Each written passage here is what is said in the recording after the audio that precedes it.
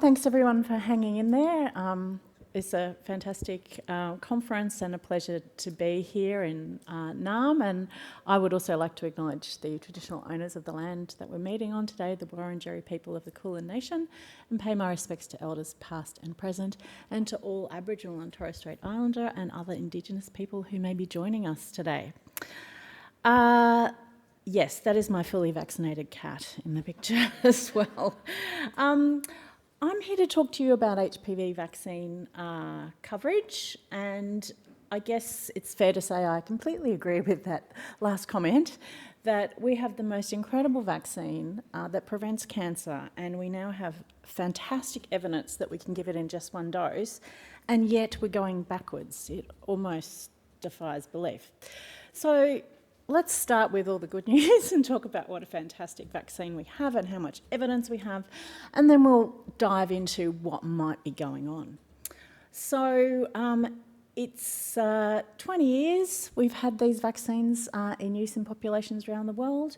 We've given over 850 million doses, and we have good evidence about how these vaccines appear to work, which is they actually prevent HPV infection in the first place, which is why we refer to them as prophylactic vaccines, and why we target people before first sexual activity if we can, because of course skin-to-skin contact during sexual activity is how these families of carcinogenic HPV types, previously known as higher risk, actually infect human beings. That said, we all know they're incredibly common, and most of the time our body manages to control the infection.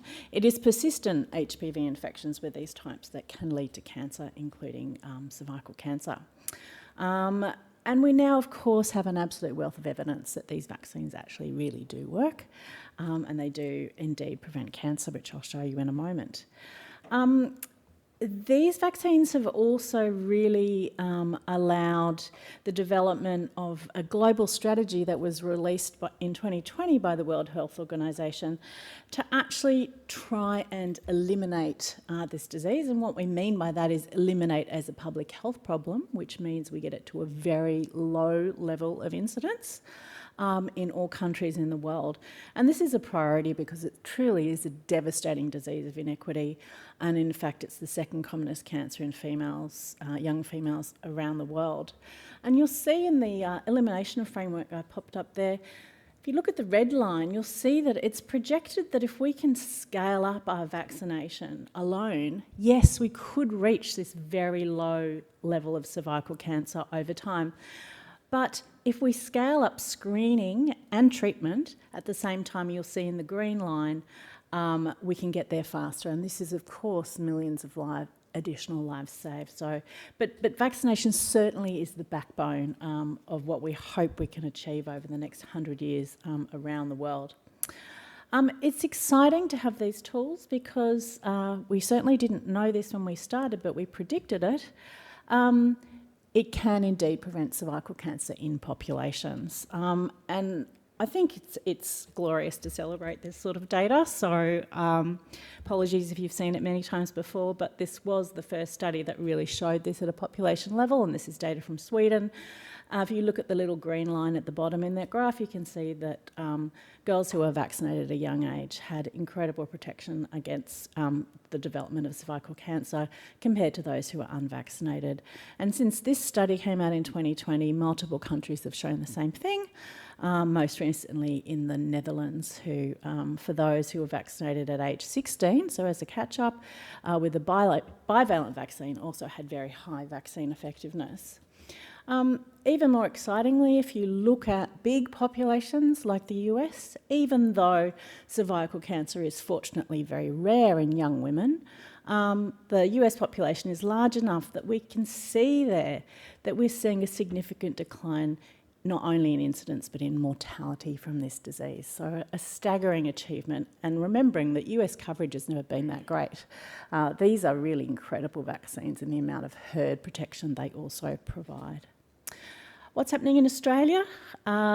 These are the most recent data we have. We have, I have to say, a bit of a lag in our national cancer reporting, which is one of the things being addressed under the the National Cancer Strategy and the Cervical Cancer Elimination Strategy. But through to 2021, what I want you to look at is just that last data point. You'll see young women 25 to 29 below that elimination threshold of 4 per 100,000 already.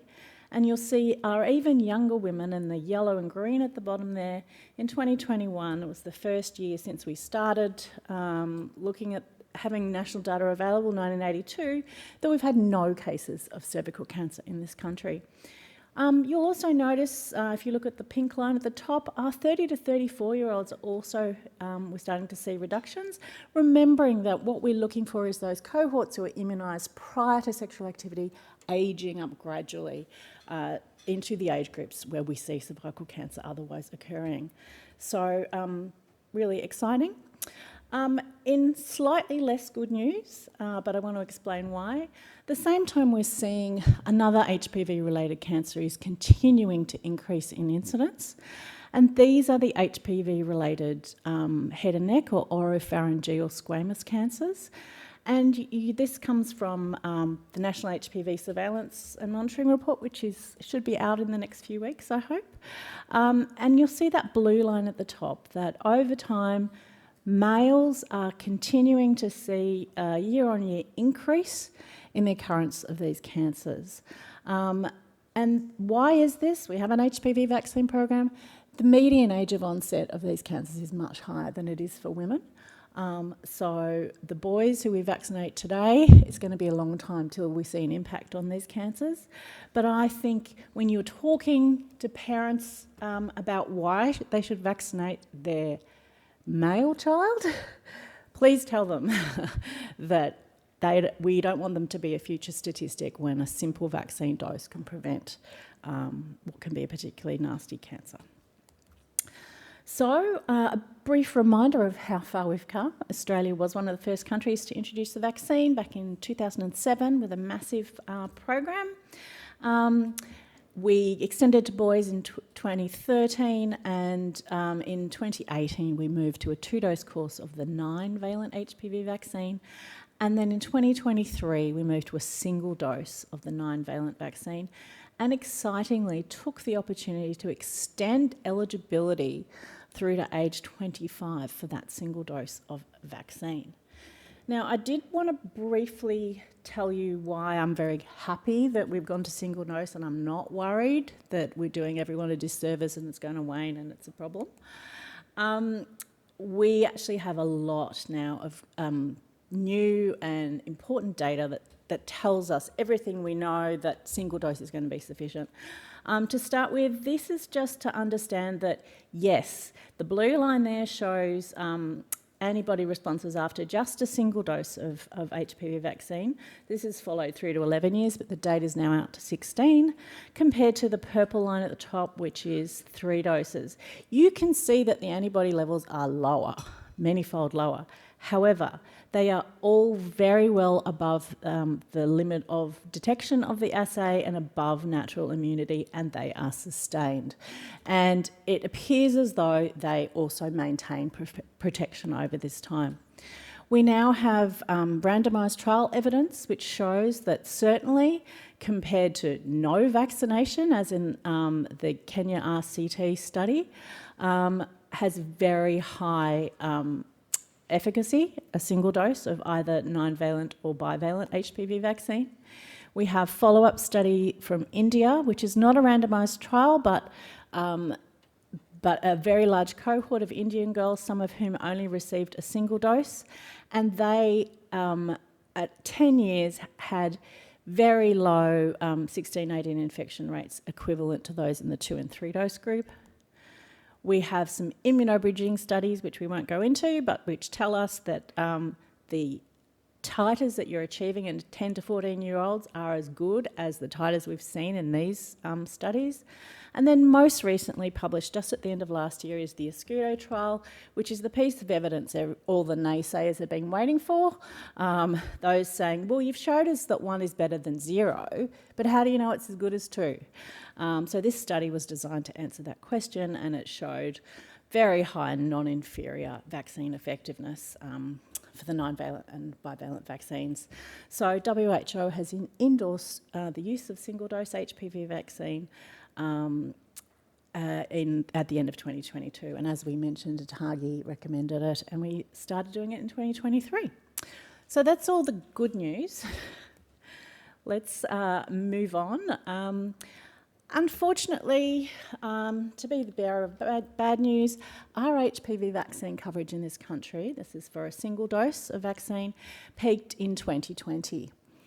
We measure this by age 15 simply because we vaccinate young adolescents in school and they tend to be of varying ages when they're actually offered the vaccine and have had the opportunity to receive it. So by age 15, all of our adolescents around the country should have received the vaccine. And you can see it was pretty high at that time. It was edging up towards that 90% target. However, year on year since then, we've had falls in that coverage rate. And in fact, in the overall cohort of all genders, in 2024, we'd gone sub 80% with that single dose. This is concerning because I think we know that to achieve local elimination of circulation of those HPV types in a both-sex program like we have, we need to sustain coverage of at least 80%. So we're dropping down below that, and of course that averaging is hiding many communities who have much lower coverage than that, and we've seen widening disparities. And the diagram on the right there is teasing it out by Indigenous status. And if you look at the data point in 2020, you'd see we're actually doing pretty well at closing those gaps in coverage. In fact, Indigenous girls had the highest coverage in 2020. But you can see that's come undone and it's worsened, and you'll see the same story if you look at coverage by socioeconomic status and by remoteness. I will note, other countries that have similar programs to ours, high-income countries like the US, Canada and the UK, are also seeing almost identical trends. So something's happening in the post-pandemic period. So we weren't really sure what was going on. So in 2024, we did interviews with representatives from each of our jurisdictions, spoke with 11 senior immunisation program staff representing all of our states and territories. And we were particularly interested in unpacking whether something about that changing to just a single dose, and in particular the idea that you only needed to visit Year 7s once instead of twice, could be responsible for this fall. And we, at the same time, really wanted to understand how their programs were operating. So one of the hypotheses that was raised was the idea that, well, kids just aren't at school as much as they were before. And the ones that are preoccupied, they're anxious, they don't want to be there. It's a lot harder to engage them and the school in the immunisation progress. And you can see that in the quote there. And I've also added to the slide the fact that this is very clearly borne out by attendance data. And in fact, if you speak to the education sector, they'll tell you this is a bit of an ongoing crisis and they're not quite sure what to do about it. And that is the fact that we have the lowest attendance rates we've documented, and they're not improving. So you can see this is for Year 7s. This is the proportion of students whose attendance in semester 1, when we send out most of our consent forms, is 90% or higher, and it's now sitting there at the just above 60% mark. So if you're trying to vaccinate kids in school on the assumption that that's the easy place to find them, this may not be as true as it used to be. Secondly, even if they are there, or if you can communicate to their parents, consent processes are quite challenging. Around the country, we have a mix of systems, of some using online consent, some using paper forms, some using both, but they all have something in common, and that is that they're reliant on schools to get those to parents. And this is the bugbear of school programs all around the world, but I think it's fair to say the reflection was that this seems to have worsened. And as a parent myself, I can tell you I get about 1 million emails from my children's schools every day, and I don't read most of them. So its concern is that consent form in that basket now? It was also a feeling that there's a lot going on for education. Certainly staffing challenges, where in the past our school-based immunisation teams have had great relationships with schools and a point person who is quite stable. Now they're finding it's really hard for schools to engage, even if they really want to. And I think buy-in from education remains a problem because our programs are totally reliant on it. They did speak very much about the difficulty of maintaining a second visit, and this was not because people didn't want to. The staff on the ground were really aware that if they'd missed a kid in the school, it would be great to be able to offer them another opportunity. But honestly, the issues come down to staffing and funding and time and competing priorities, and we heard that over the years since, it's becoming more and more difficult for that to be a standard thing that gets offered. Often it's just simply not cost effective or resourced for those teams to go back to mop up in a second visit. And then, of course, the issue that I'm sure came first to your mind, which is, are parents now anti-vaccine? I think there were felt to be some who certainly were, but the more it was that parents were overwhelmed, disengaged from vaccination, or just simply didn't know about it. So what does this discovery of themes and ideas that are happening in our program suggest about what we might do? Now, these are just my thoughts arising from the data. I think certainly for the first two ones you can see there, so the fact we only have a single visit in Year 7 and we have worse school attendance, I think we really need to rethink our programs which are based on the assumption that all kids are in school and you can go and catch them. We need to have an increasing visibility and access to convenient catch-up, whether that's on school grounds at all year levels or if we're leveraging communities and other partnerships beyond general practice, where I certainly know that most parents that would be their go-to place, but as we've said, they're time poor and they may not realise they need to do it. Some jurisdictions do provide the opportunity for catch-up in Year 8, but it's certainly not widespread. We need to think and work with young people about what would an adolescent-centred program look like? Where would they like to access vaccination? Staffing shortages were certainly raised as a major problem, and obviously we can't solve that for education, but I think we do need to think about our workforce. We need to make sure services on the ground are being remunerated appropriately. We need to think about whether there's a health coordinator role that we should actually be funding in schools. Consent processes, difficult to summarise what we need to do about that, but I think talking to parents and students and schools about what's working and what isn't and redesigning them is probably a great idea. Remembering we need multiple ways of consenting, and we know some states are doing it better than others. Some states don't even have access to class lists. They don't know who's missed out and they're not allowed to be told.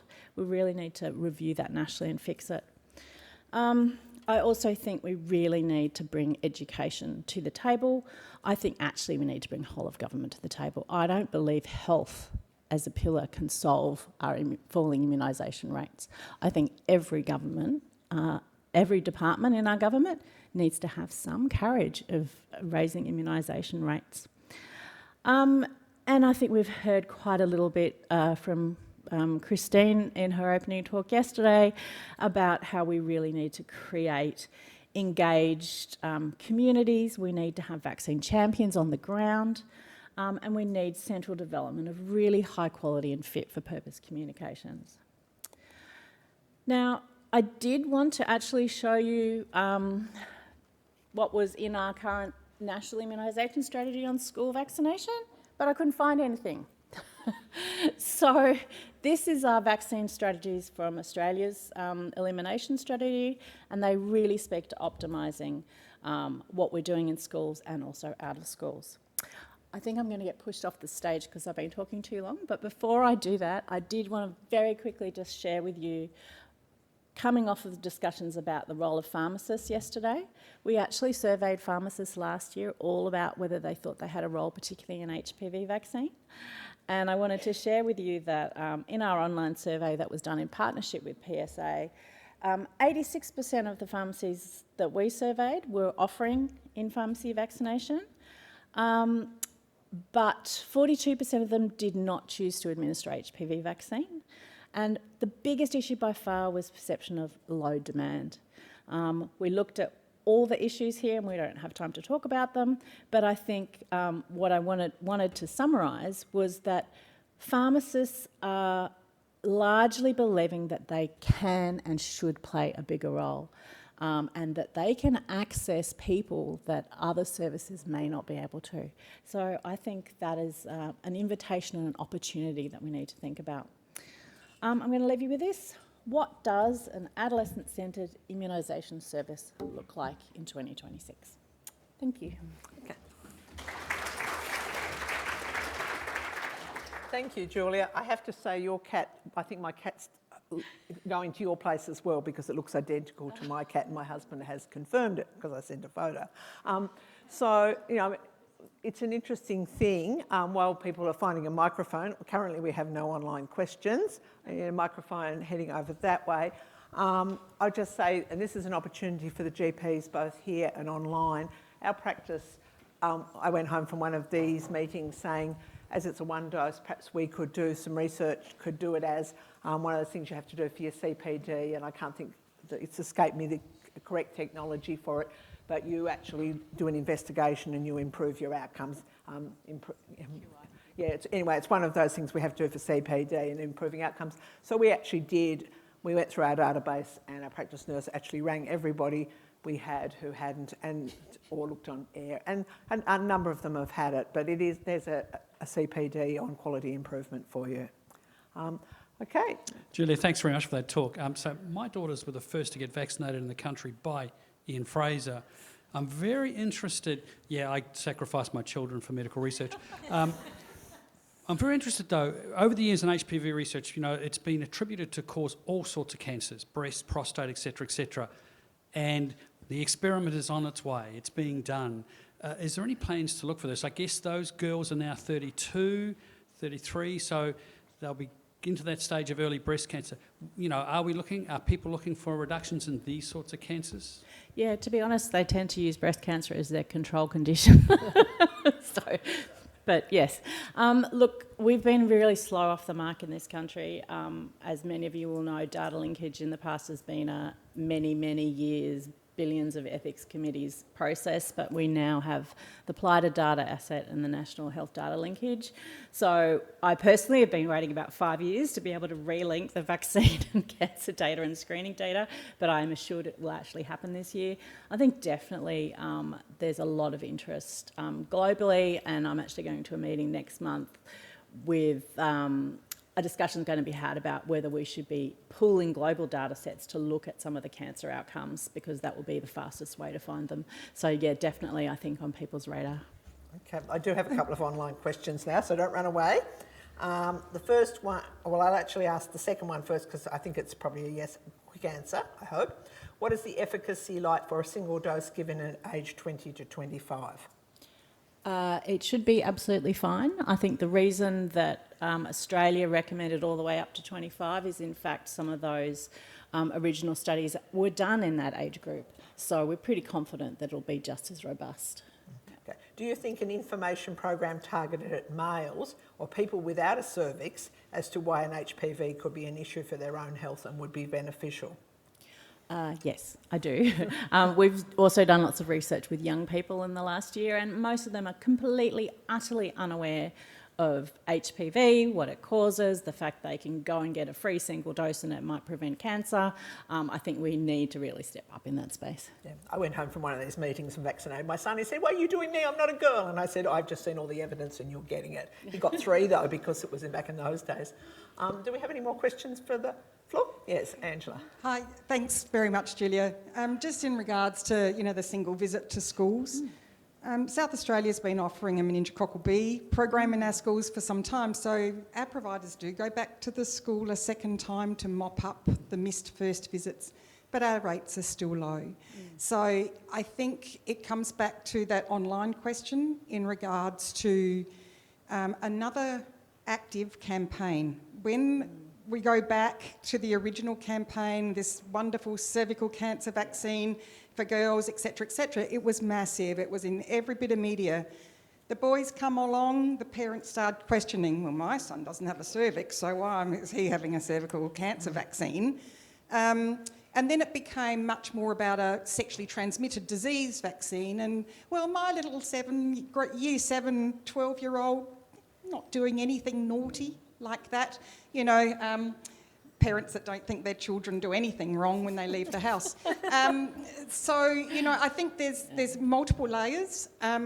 My daughter is a high school assistant principal, and she said it's a nightmare program in Year 7. Yeah. These are They're little. children, according to the parents, and the anxiety levels are through the roof, and there's just refusal after refusal.